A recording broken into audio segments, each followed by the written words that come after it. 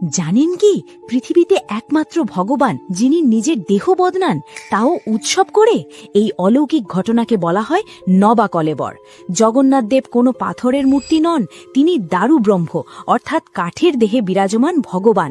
প্রতি 12 বা 19 বছর অন্তর আষাঢ় মাসে এই ঘটনা ঘটে।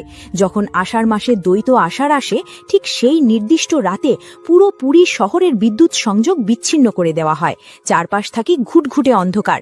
মন্দিরের ভেতরে প্রবেশ করেন কেবল কয়েকজন বিশেষ প্রবীণ দৈতাপতি সেবায়েত।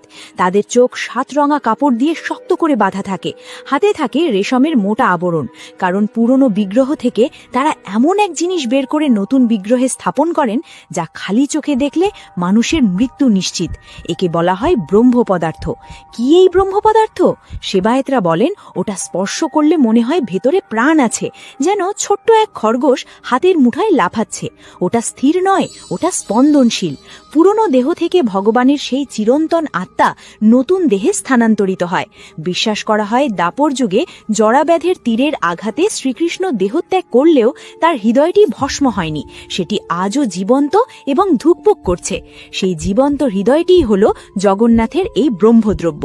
পরদিন সকালে পুরনো দেহ সমাধিস্থ করা হয়, আর নতুন দেহে জেগে ওঠেন নতুন জগন্নাথ, কিন্তু আত্মা সেই একই।